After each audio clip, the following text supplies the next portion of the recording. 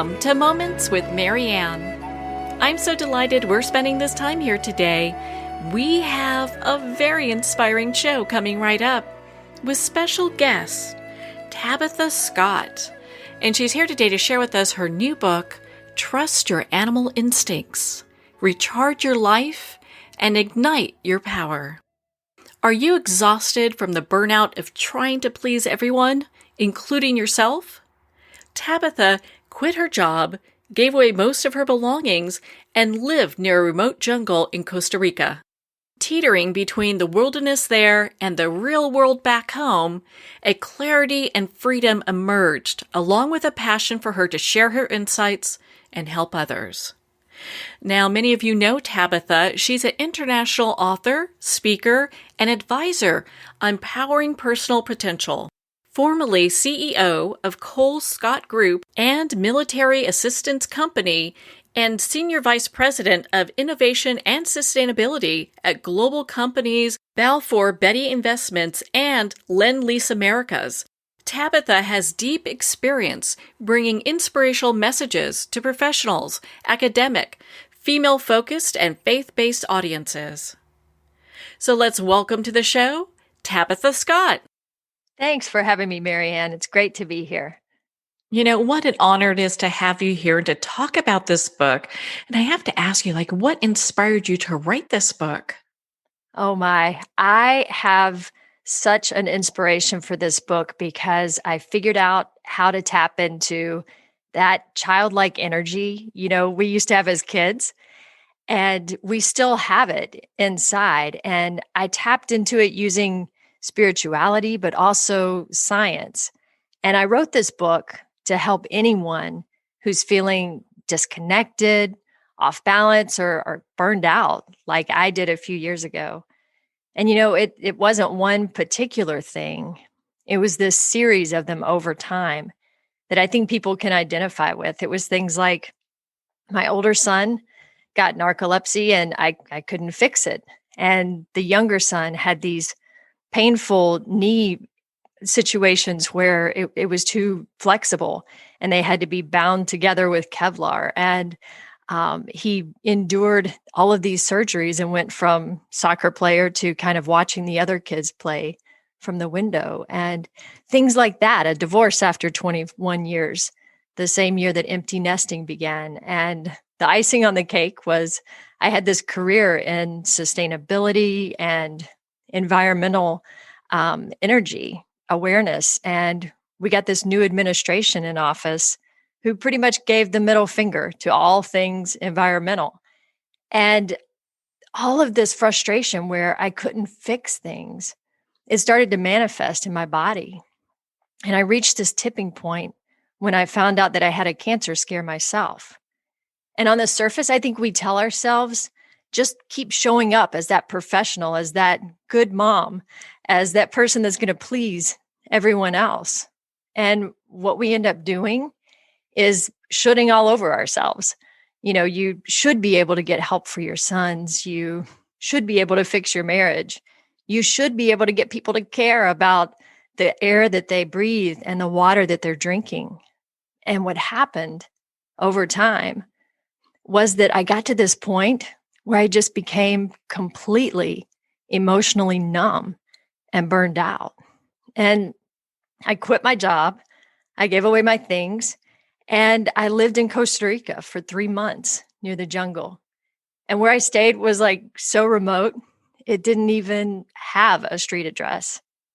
I didn't have connectivity for phone service, Wi-Fi, a radio, or a TV. And yet, I found myself being completely reconnected. I was just so inspired by this absolute love and interconnectedness among all the living things there when I was in that jungle. And with my background in electrical energy and in energy healing, it just all came together with this transformation. And I realized I did have control of how I was feeling.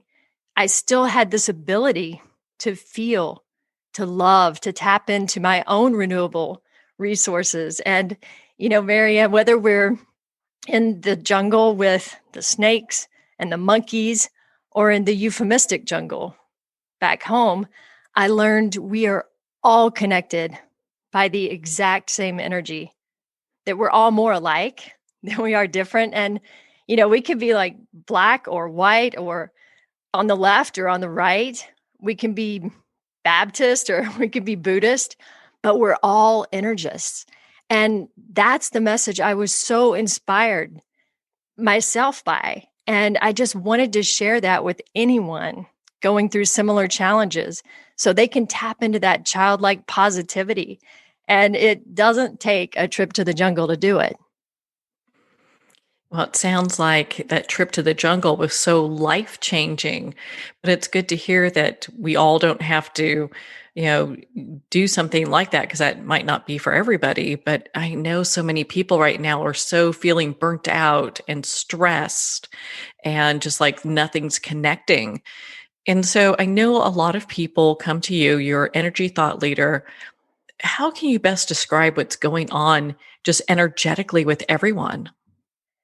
I think everyone is feeling off balance right now because our energy is literally being drained into this sea of negativity and uncertainty around us. And when we're feeling happiness and love and positive things, those are high vibrational activities. We have high vibes at the moment. When we're experiencing things like fear and uncertainty and negativity, those are low vibes. And because we're made of energy, our positive, our high vibes, they dissipate to sync with the low vibes around us. It's just physics. It's the second law of thermodynamics. And we can't see it, but we can certainly feel it. And if you think about our language, it's totally set up to describe our state of being made of energy. We use words like in sync or recharged, transformed, burned out, enlightened, in the dark. And these are real attacks. Energetic attacks are just as real as physical attacks. If you see someone coming at you with a bat, obviously you could defend yourself. But since we can't see these energetic attacks because we can't see this negativity around us, we have to learn to trust our animal instincts, trust our intuition and our feeling in our gut. You know, that sick feeling you get in your gut, that's an energetic attack. And so realizing that, recognizing it, and protecting yourself.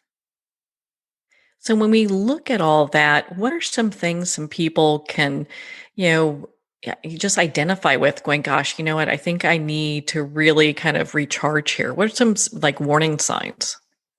Yeah, I think one of the things that people can really do to stay positive is to take note when you're doing something that makes you happy. And what I mean by that, like as a kid, I don't know if this happened to you as a kid, but my mom would turn on the front porch light to let us know, hey, it's time to come in, because we would get lost in our activities and in our games and in our fun.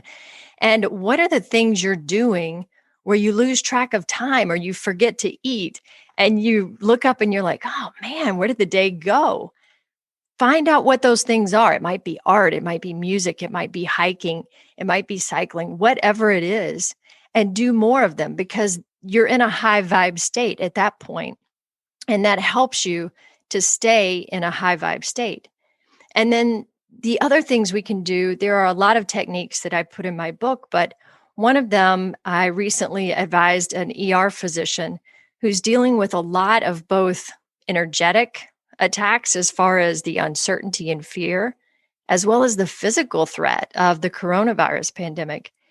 And this works for emotional or energetic attacks, as well as, when things are really bothering you in general, like at work, put up an invisible shield. And what I mean by that is literally in your mind, put a shield of light around yourself and allow those forces, those negative vibes to just go around you, just slip around you. And I caution, don't put up a barricade, which traps you in and it keeps other people from getting into you. It traps your love from getting out. Put up a shield like warriors do. And that way you're prepared to defend yourself, but you can put it back down and not close your heart or yourself to other emotions or other things around you. Yeah, gosh, that's so important, just to be able to do something, like that.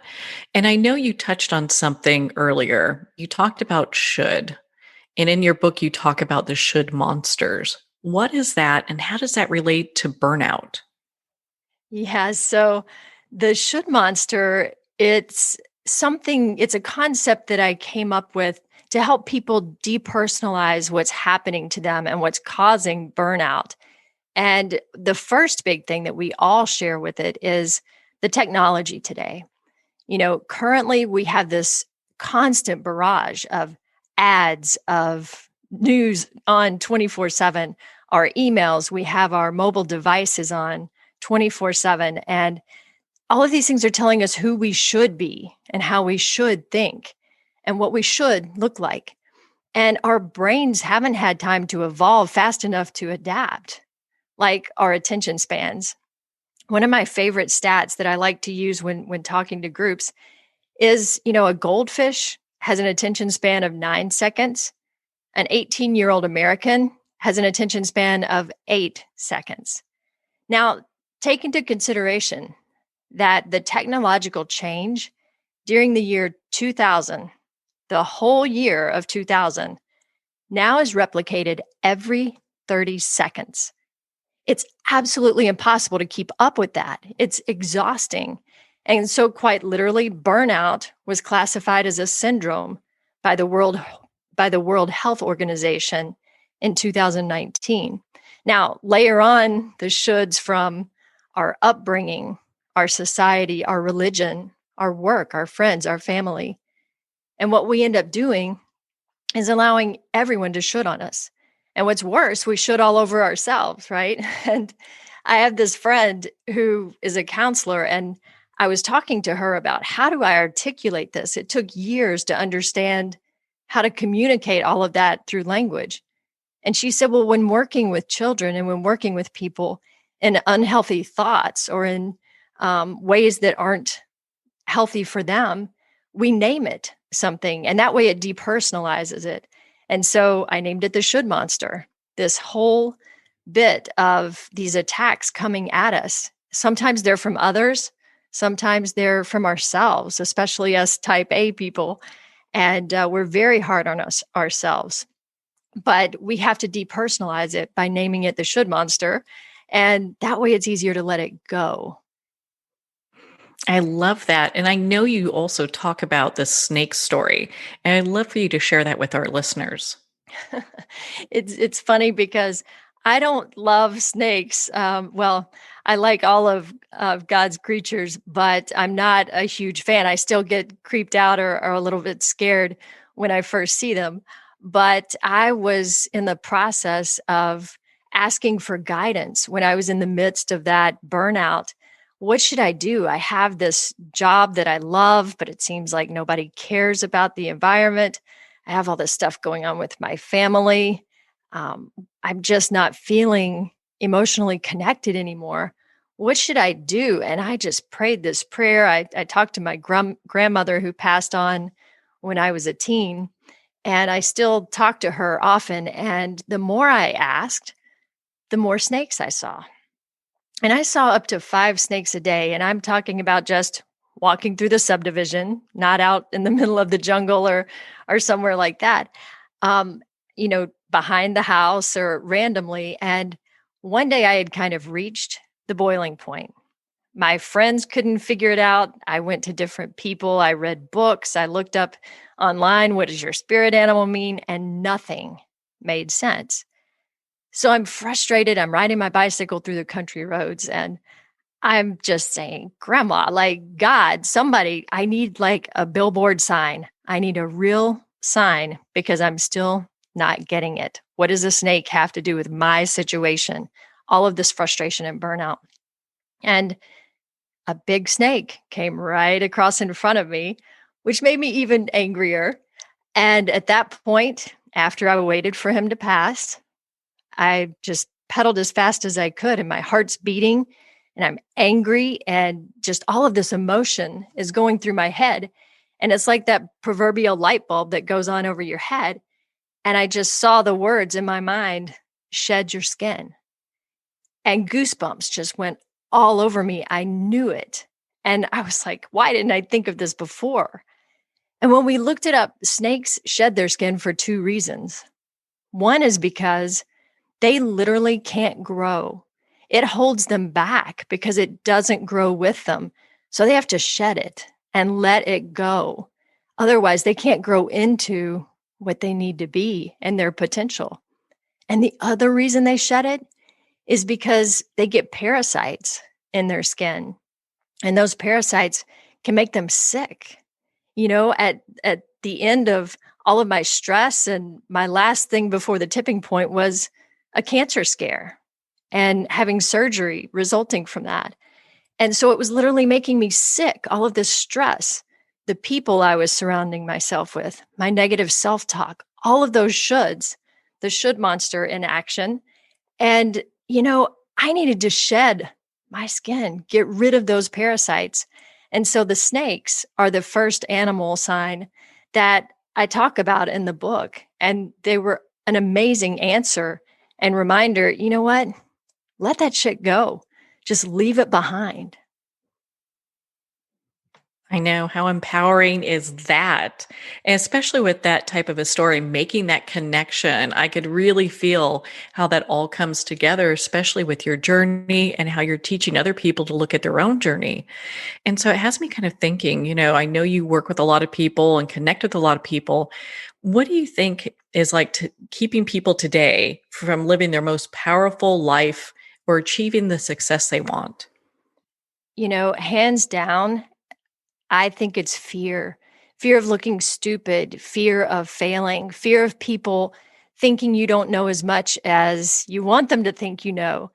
And Brene Brown's work on vulnerability is really good. I love her work about you have to be down there fighting in the arena and, not just listening to the people taking shots at you from the stands and the easy places, but it's taking that fear out of the equation. And one of the techniques that I use energetically is the old samurai warrior technique. And that is asking yourself, what is the worst possible thing that happens?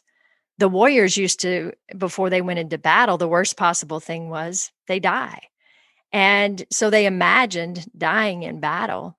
And that way, once they actually went into battle, they had already dealt with it. And so, in coaching people in business or in life game situations, having them think through, what is the worst thing that happens if you take 3 reasons why your boss should promote you to a different job to your next year in review?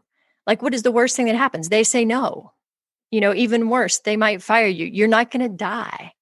But thinking through that, and then I learned a lot from the bats while I was in Costa Rica as well, thinking about how they take so much risk. I would do yoga every day under this little thatched hut area where I was staying, and there was this giant tree that grew up, and I would stand there and look at the branches of that tree, and every day for an hour, I would do yoga and think and meditate. And these bats, 7 little bats, I named them after the 7 dwarfs over time, and they would just hang out with me. And I couldn't figure out what the lesson for that was. And towards the end of my journey, I read about bats, something that I didn't know. Like, I knew that they ate a lot of mosquitoes. I knew that they're really not blind. They can see just fine. They use their echolocation for extra sensory perception to sense the things around them. But I learned the reason they hang upside down is because they can't fly from the ground. So they have to have the faith. They have to take the risk to literally let go. And once they let go of their security, once they risk flopping to the ground and dying, they fly. And they can get to the heights where they can get their nourishment and they can be fed and they can thrive. And so that was one of the lessons I took away from bats. And, I think people can learn a lot from taking risks. We're not going to die. Just say what's the worst thing that happens and give it a try. Such wisdom coming from all this, you know. I mean, your journey's filled with it. When you look back, throughout your entire journey and all the great information you have in your book, what is one that really sticks with you to this day? Yeah, I think the epiphany for me and something that's apropos to what's going on in society today is this realization that we're all born into different geographies, different traditions and beliefs. And those things shape our paradigms. They shape the way we think about ourselves and the way we think about others, our appearances, our education, our talents. I mean, we spend a lot of time as Americans focusing on being unique and standing out.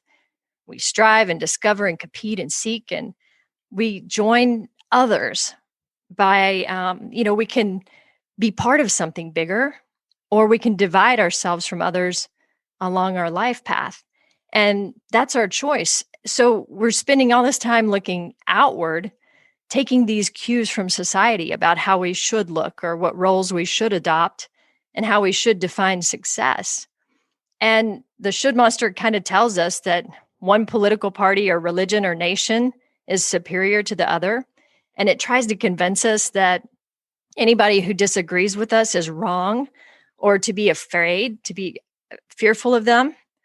But the thing that really stuck out for me is I could tell you there is no real difference between any of us because the things that outwardly divide us, they totally disappear when we look inside because we're all made of the exact same energy, that same energy that formed the universe, that's the source of all major world religions, and it flows freely and abundantly through all of us. And, we grow into these different beliefs and paradigms and levels of success, but we're all made of that same divine, perfect, and renewable resource. Yeah, when we look at it from such a vantage point like that, I mean, my goodness, it really breaks it down in a way that we're all human. Let's, it kind of puts aside all these barriers that people build up for themselves. It really does. It changes everything. And when you think about energy as the foundation, then everything else we have that we layer on top of it, like self help or psychology or even physiology, all of those things layer on top of this basic fundamental resource that we all share, even the animals, the water, everything. Nikola Tesla said, if you want to find the secrets of the universe, think in terms of energy and frequency and vibration. And when you look at the universe as just being living energy and think about like what Einstein said about energy can't be created or destroyed, it just changes forms, then it explains things like life after death or, astral projection or being able to, these synchronicities that we all experience at one time or the other. Life becomes so much more magical when we look at it that way. And I don't know, I know you probably feel the same way, but I want to live in that universe. We do live in that universe. We just, have to remind ourselves that we get to tap into it. And it's such an exciting message that you don't need to pay anyone. You don't need to do a certain rite or ritual. All of those things are, these methods that we've developed over the years are ways that we can tap into or ways to help us share that positive energy. But all we need is just what's already inside without any agenda. So you talk about tapping into this positive energy. What are some examples that people can use? I know we've gone over a few already that just people can use on a daily basis to maintain that high vibration state.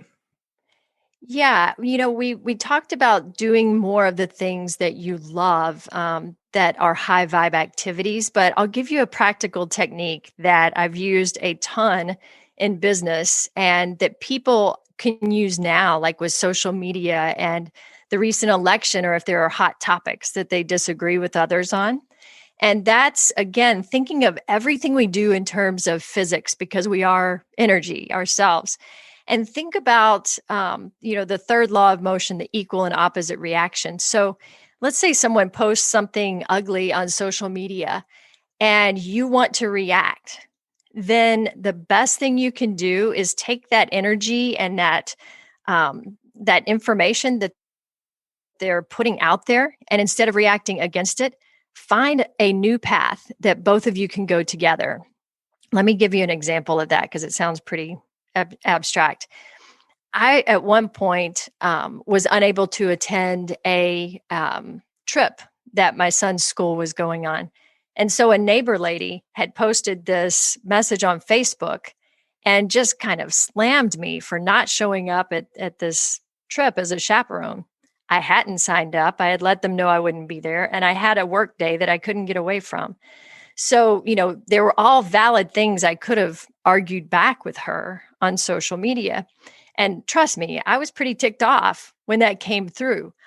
But recognizing that I felt my energy rising up and getting ready to go back and hit head to head with her, which we would have canceled each other's energy out.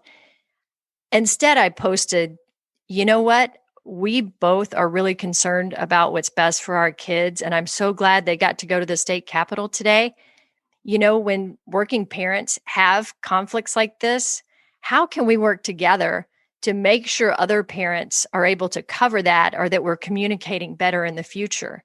So by asking a question, it was like judo techniques, right? You use an opponent's momentum against them, and it actually carries them in a different direction. And her response to that was, oh, yeah, let me get a Facebook group started today.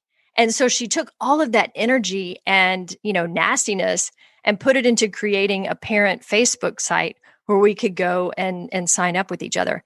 And if you use that in business, if somebody's attacking your idea, maybe in a meeting in front of other people, ask them a question, because it does something different. It shifts their energy. And now they're coming from a place of, well, how do I solve this? Or, what should I say about this, versus putting their energy on you and then you putting it back on him.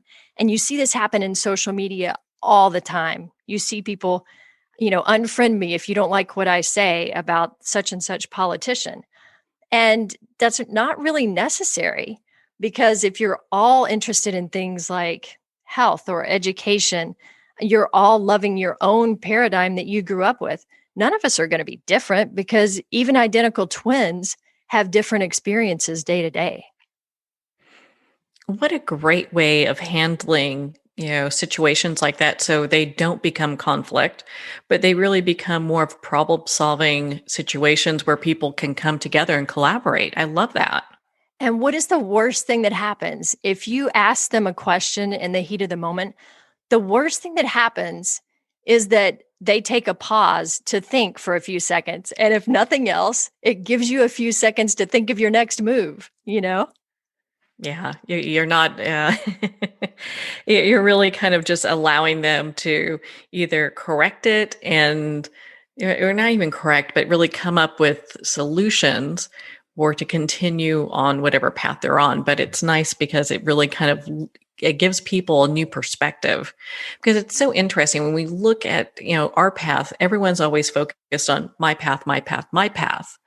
Rarely do they understand maybe, what's going on with somebody else. We have no idea what's happening. So we have no idea what's going on with their path.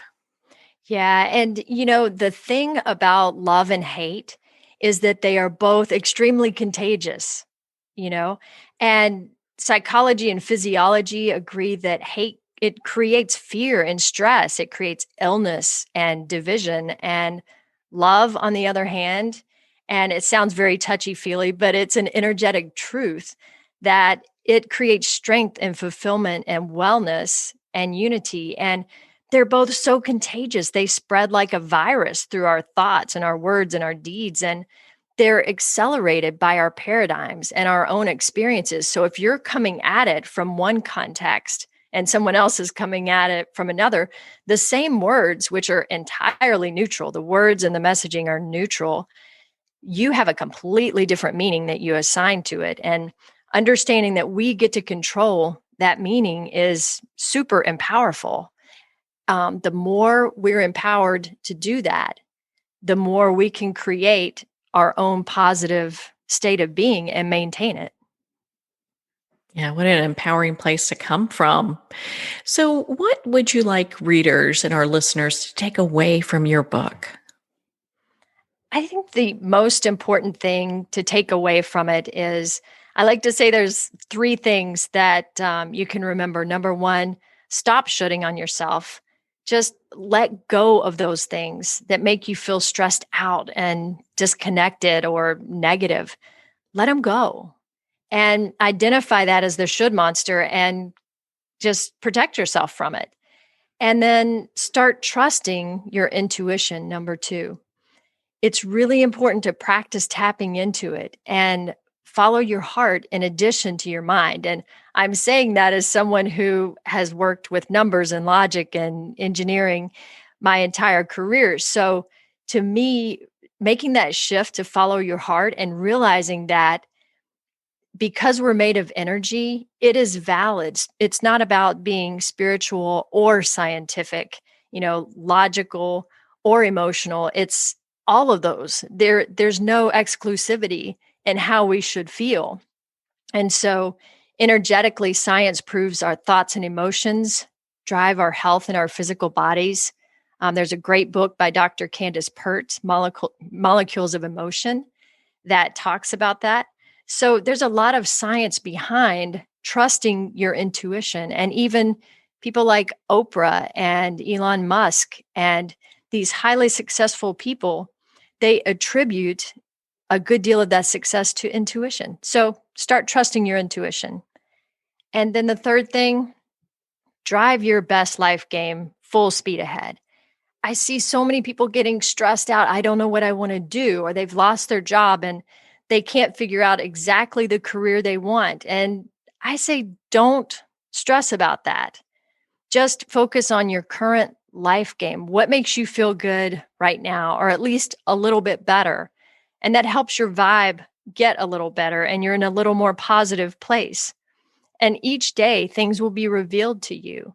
If you ask the universe, if you ask yourself, if you start letting go of things that stress you out and start listening to your intuition, it will come to you exactly what you're supposed to be doing. And it's okay to take some time along the way and just feel good in that moment. Well, Tabitha, my goodness, we could talk all day. I love, love, love your book. Thank you. Trust your animal instincts. What a great read. Where can our listeners connect with you and learn more about the work you do in your book and be part of your community?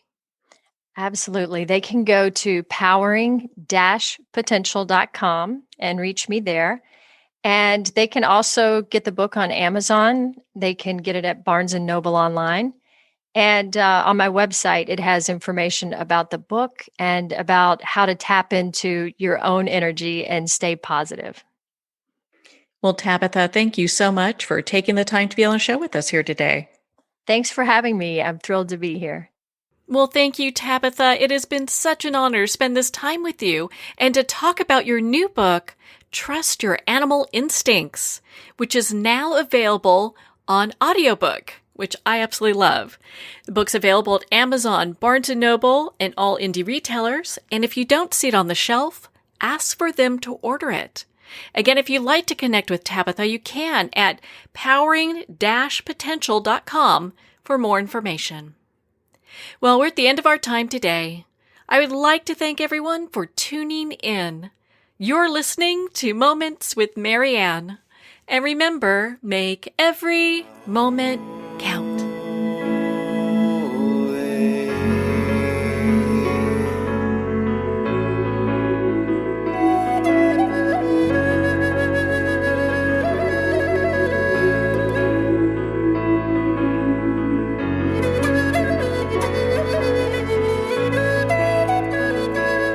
In a single moment, your life can change. Moments with Marianne is a transformative hour that covers an endless array of topics with the best of the best. Her guests are leaders in their fields, ranging from inspirational authors, top industry leaders, and business and spiritual entrepreneurs. Each guest is gifted and a true visionary. A recognized leader in her own work, and while teaching others to develop, refocus, and grow, Marianne will bring the best guest and sometimes a special surprise. Don't miss this. You never know just which moment will change your life forever. Moments with Marianne airs every Sunday, Monday, Thursday, and Friday at 8 p.m. Eastern and 5 p.m. Pacific Time. Make sure to tune in and visit momentswithmarianne.com for more information.